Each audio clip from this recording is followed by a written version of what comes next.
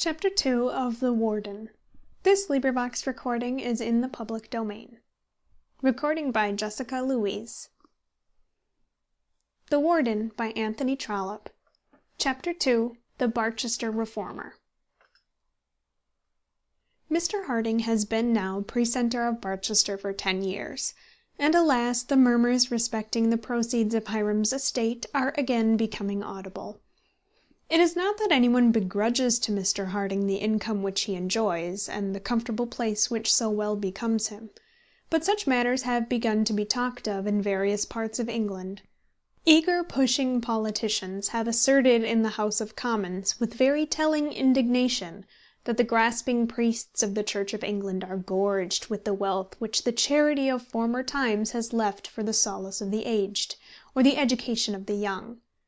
The well-known case of the Hospital of St. Cross has even come before the law courts of the country, and the struggles of Mr. Whitson at Rochester have met with sympathy and support.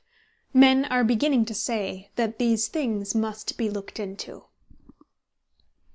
Mr. Harding, whose conscience in the matter is clear, and who has never felt that he had received £1 from Hiram's will to which he was not entitled, has naturally taken the part of the Church in talking over these matters with his friend the Bishop and his son-in-law the Archdeacon. The Archdeacon, indeed, Dr. Grantly, has been somewhat loud in the matter. He is a personal friend of the dignitaries of the Rochester chapter, and has written letters in the public press on the subject of that turbulent Dr. Whitson, which, his admirers think, must well nigh set the question at rest. It is also known at Oxford that he is the author of the pamphlet signed Sacerdos on the subject of the Earl of Guildford and St. Cross, in which it is so clearly argued that the manners of the present times do not admit of a literal adhesion to the very words of the founder's will, but that the interests of the Church, for which the founder was so deeply concerned, are best consulted in enabling its bishops to reward those shining lights whose services have been most signally serviceable to Christianity. In answer to this, it is asserted that Henry de Blois, founder of St. Cross, was not greatly interested in the welfare of the Reformed Church, and that the masters of St. Cross for many years past cannot be called shining lights in the service of Christianity. It is, however, stoutly maintained, and no doubt felt, by all the Archdeacon's friends, that his logic is conclusive, and has not, in fact, been answered. With such a tower of strength to back both his arguments and his conscience, it may be imagined that Mr. Harding has never felt any compunction as to receiving his quarterly sum of £200. Indeed, the subject has never presented itself to his mind in that shape. He has talked not unfrequently, and heard very much about the wills of old founders, and the incomes arising from their estates, during the last year or two. He did even at one moment feel a doubt, since expelled by his son-in-law's logic, as to whether Lord Guildford was clearly entitled to receive so enormous an income as he does from the revenues of St. Cross.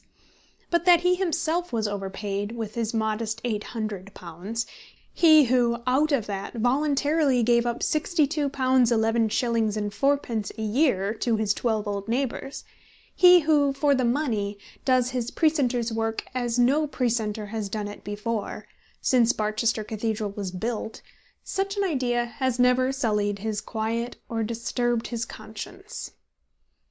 Nevertheless, Mr. Harding is becoming uneasy at the rumour which he knows to prevail in Barchester on the subject. He is aware that at any rate 2 of his old men have been heard to say that if every one had his own, they might each have their £100 a year, and live like gentlemen, instead of a beggarly 1s. and 6d. a day, and that they had slender cause to be thankful for a miserable dole of 2d. when Mr. Harding and Mr. Chadwick between them ran away with thousands of pounds which good old John Hiram never intended for the like of them. It is the ingratitude of this which stings Mr. Harding. One of this discontented pair, Abel Handy, was put into the hospital by himself. He had been a stonemason in Barchester, and had broken his thigh by a fall from a scaffolding, while employed about the cathedral, and Mr. Harding had given him the first vacancy in the hospital after the occurrence. although Dr. Grantly had been very anxious to put into it an insufferable clerk of his at Plumstead Episcopi, who had lost all his teeth, and whom the Archdeacon hardly knew how to get rid of by other means. Dr. Grantly had not forgotten to remind Mr. Harding how well satisfied with his 1 and 6d. a day old Joe Mudders would have been, and how injudicious it was on the part of Mr. Harding to allow a Radical from the town to get into the concern. Probably Dr. Grantly forgot at the moment that the charity was intended for broken down journeymen of Barchester. There is living at Barchester a young man, a surgeon, named John Bold, and both Mr. Harding and Dr. Grantly are well aware that to him is owing the pestilent rebellious feeling which has shown itself in the hospital. Yes, and the renewal, too, of that disagreeable talk about Hiram's estates which is now again prevalent in Barchester. Nevertheless, Mr. Harding and Mr. Bold are acquainted with each other. We may say are friends, considering the great disparity in their years. Dr. Grantly, however, has a holy horror of the impious demagogue, as on one occasion he called Bold, when speaking of him to the precentor; and being a more prudent, far-seeing man than Mr. Harding, and possessed of a stronger head, he already perceives that this John Bold will work great trouble in Barchester. He considers that he is to be regarded as an enemy, and thinks that he should not be admitted into the camp on anything like friendly terms.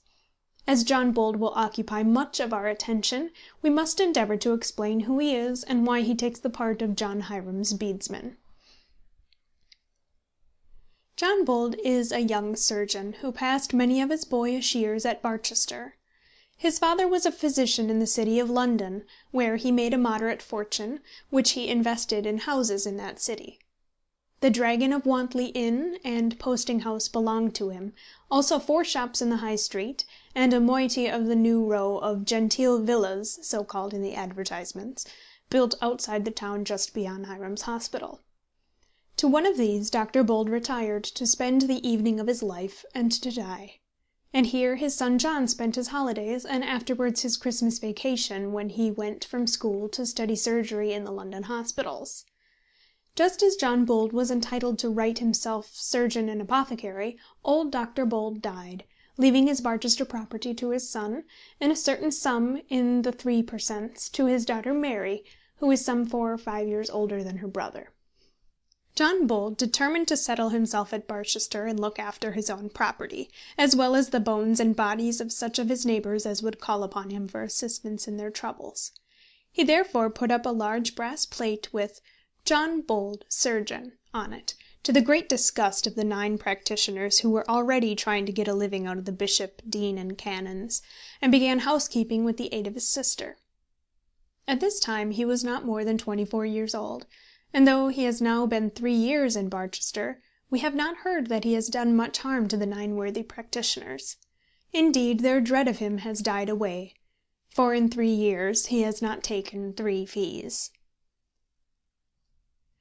Nevertheless, John Bold is a clever man, and would with practice be a clever surgeon, but he has got quite into another line of life.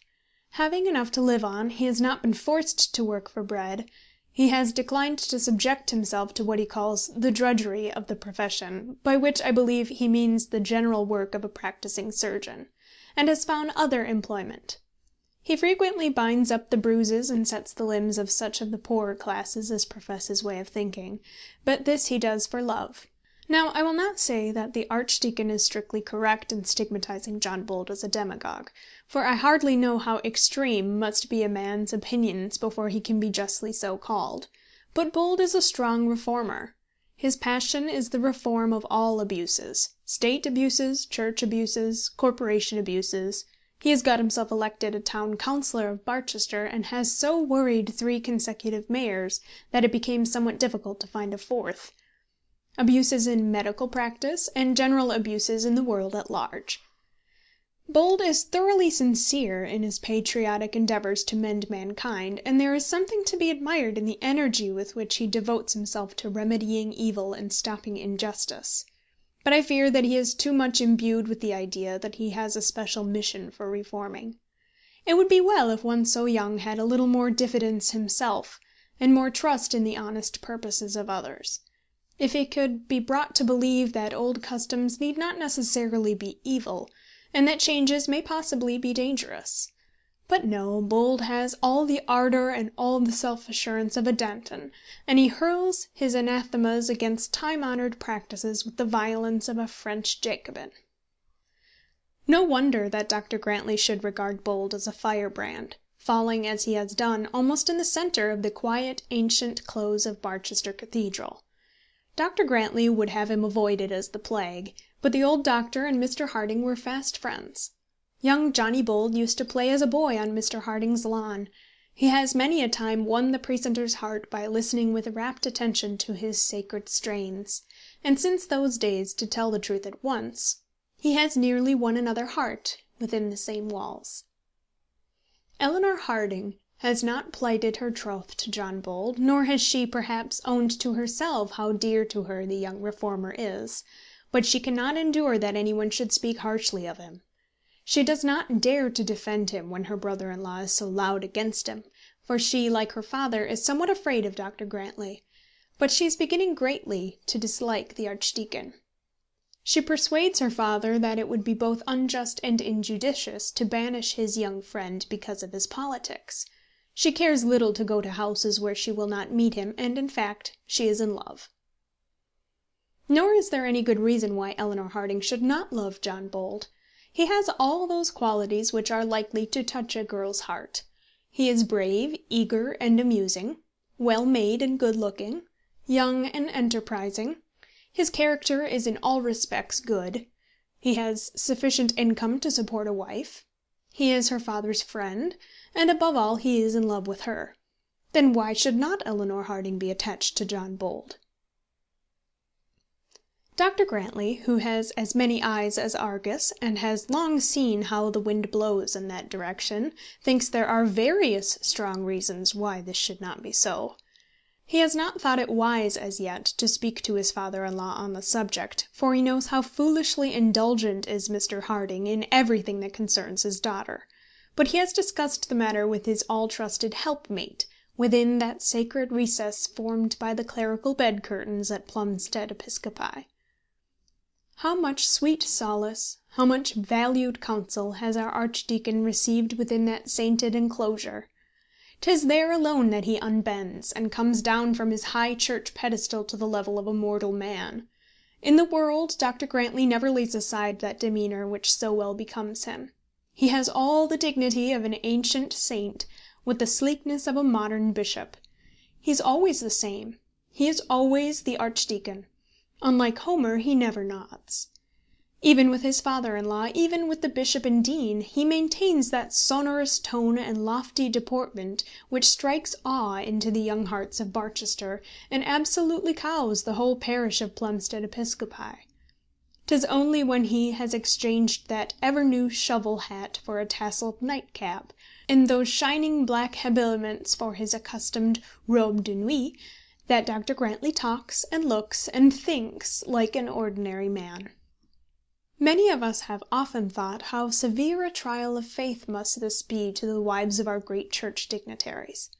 To us these men are personifications of St. Paul.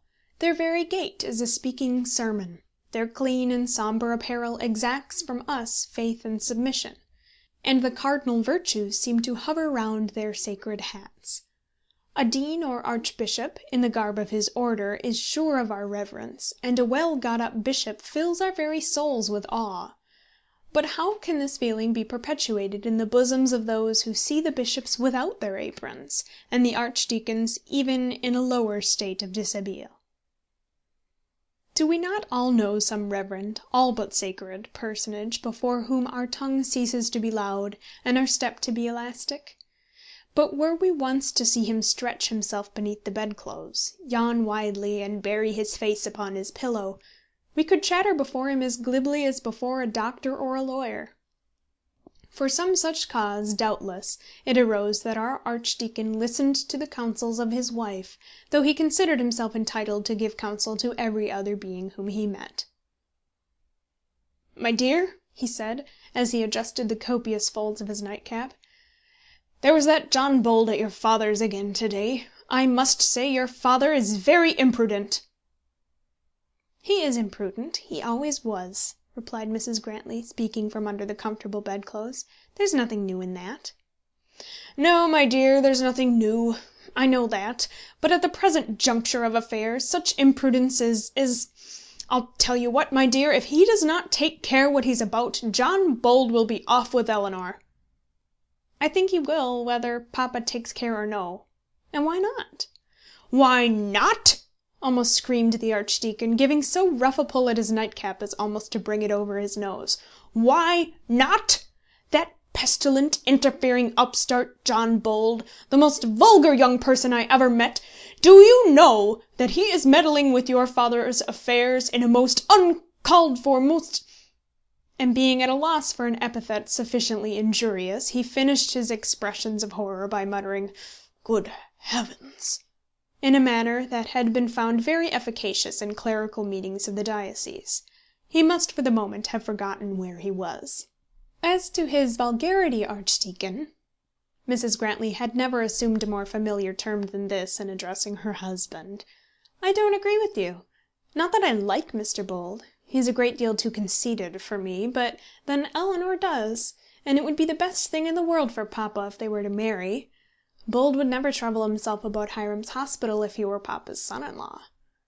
And the lady turned herself round under the bedclothes in a manner to which the doctor was well accustomed, and which told him, as plainly as words, that as far as she was concerned the subject was over for that night.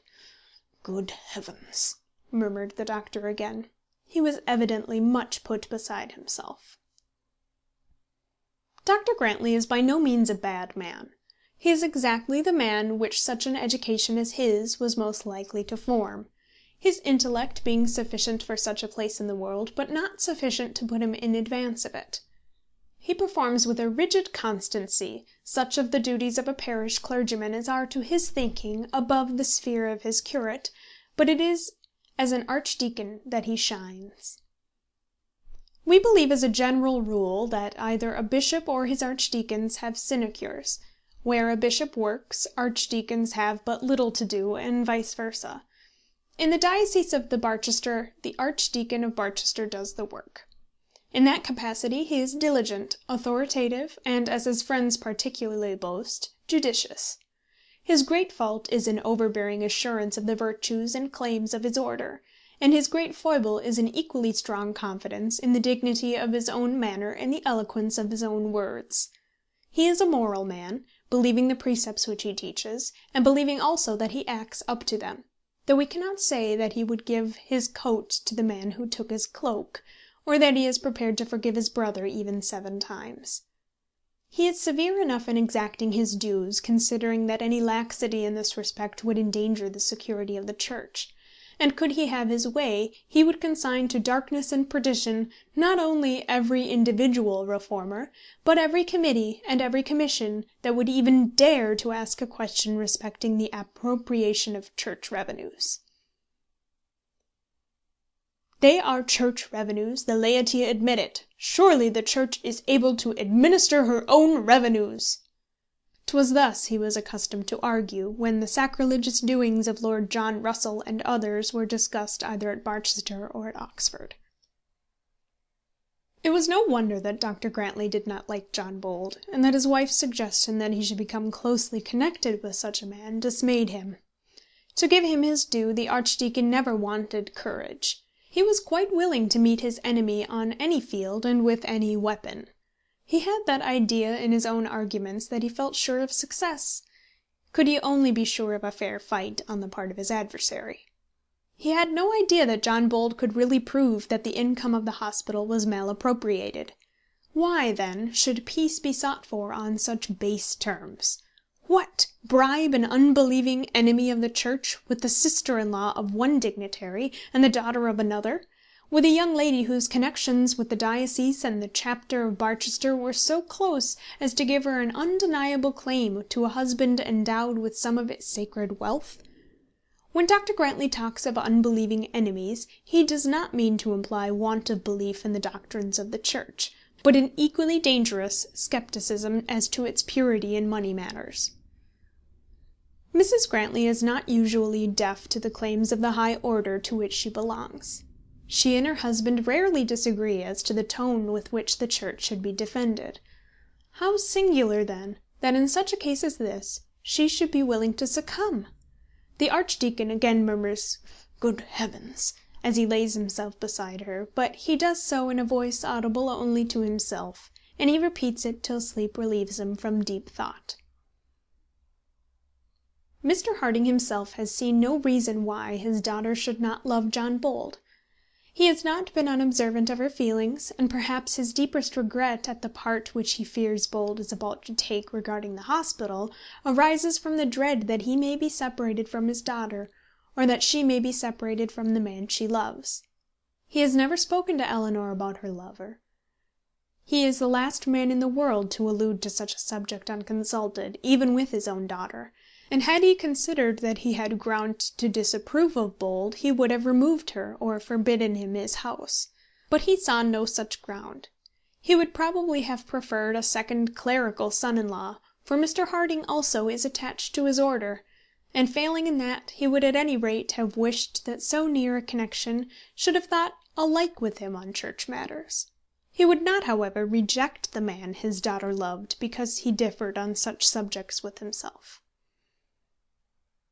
Hitherto Bold had taken no steps in the matter in any way annoying to Mr. Harding personally. Some months since, after a severe battle which cost him not a little money, he gained a victory over a certain old turnpike woman in the neighbourhood, of whose charges another old woman had complained to him. He got the Act of Parliament relating to the trust, found that his protégé had been wrongly taxed, rode through the gate himself paying the toll, then brought an action against the gatekeeper, and proved that all people coming up a certain by-lane and going down a certain other by-lane were toll-free. The fame of his success spread widely abroad, and he began to be looked on as the upholder of the rights of the poor of Barchester. Not long after this success he heard from different quarters that Hiram's bedesmen were treated as paupers, whereas the property to which they were in effect heirs was very large, and he was instigated by the lawyer whom he had employed in the case of the turnpike to call upon Mr. Chadwick for a statement as to the funds of the estate. Bold had often expressed his indignation at the malappropriation of church funds in general, in the hearing of his friend the precentor, but the conversation had never referred to anything at Barchester, and when Finney, the attorney, induced him to interfere with the affairs of the hospital, it was against Mr. Chadwick that his efforts were to be directed. Bold soon found that if he interfered with Mr. Chadwick as steward, he must also interfere with Mr. Harding as warden, and though he regretted the situation in which this would place him, he was not the man to flinch from his undertaking from personal motives. As soon as he had determined to take the matter in hand, he set about his work with his usual energy. He got a copy of John Hiram's will, of the wording of which he made himself perfectly master. He ascertained the extent of the property, and as nearly as he could the value of it, and made out a schedule of what he was informed was the present distribution of its income. Armed with these particulars, he called on Mr. Chadwick, having given that gentleman notice of his visit, and asked him for a statement of the income and expenditure of the hospital for the last 25 years. This was of course refused, Mr. Chadwick alleging that he had no authority for making public the concerns of a property in managing which he was only a paid servant. "And who is competent to give you that authority, Mr. Chadwick?" asked Bold. "Only those who employ me, Mr. Bold," said the steward. "And who are those, Mr. Chadwick?" demanded Bold. Mr. Chadwick begged to say that if these inquiries were made merely out of curiosity, he must decline answering them. If Mr. Bold had any ulterior proceeding in view, perhaps it would be desirable that any necessary information should be sought for in a professional way by a professional man. Mr. Chadwick's attorneys were Messrs. Cox and Cummins of Lincoln's Inn. Mr. Bold took down the address of Cox and Cummins, remarked that the weather was cold for the time of year, and wished Mr. Chadwick good morning. Mr. Chadwick said it was cold for June, and bowed him out. He at once went to his lawyer, Finney. Now Bold was not very fond of his attorney, but as he said, he merely wanted a man who knew the forms of law, and who would do what he was told for his money. He had no idea of putting himself in the hands of a lawyer. He wanted law from a lawyer as he did a coat from a tailor, because he could not make it so well himself, and thought Finney the fittest man in Barchester for his purpose. In one respect, at any rate, he was right. Finney was humility itself. Finney advertised an instant letter to Cox and Cummins, mindful of his 6 and 8d. "Slap at them at once, Mr. Bold. Demand categorically and explicitly a full statement of the affairs of the hospital." "Suppose I see Mr. Harding first?" suggested Bold. "Yes, yes, by all means," said the acquiescing Finney. "Though perhaps, as Mr. Harding is no man of business, it may lead to some little difficulties. But perhaps you're right, Mr. Bold. I don't think seeing Mr. Harding can do any harm." Finney saw from the expression of his client's face that he intended to have his own way. End of Chapter 2. Recording by Jessica Louise, St. Paul, Minnesota.